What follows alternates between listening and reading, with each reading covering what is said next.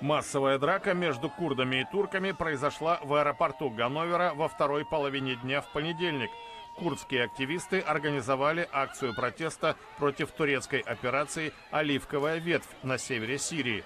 Цель наступления – разгром сил народной самообороны, курдского ополчения, пользующегося поддержкой Соединенных Штатов.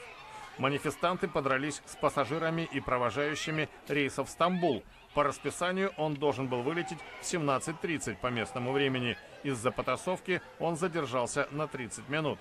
В перепалке приняли участие до 180 человек.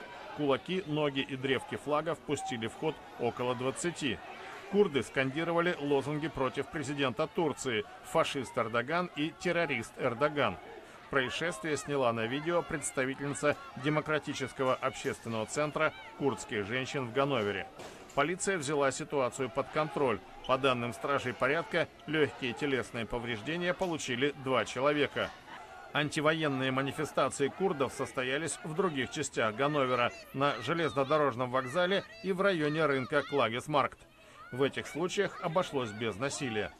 Наступательная операция в районе города Африн на севере Сирии вызвала протесты в самой Турции, на Ближнем Востоке и в курдских диаспорах в странах Европы.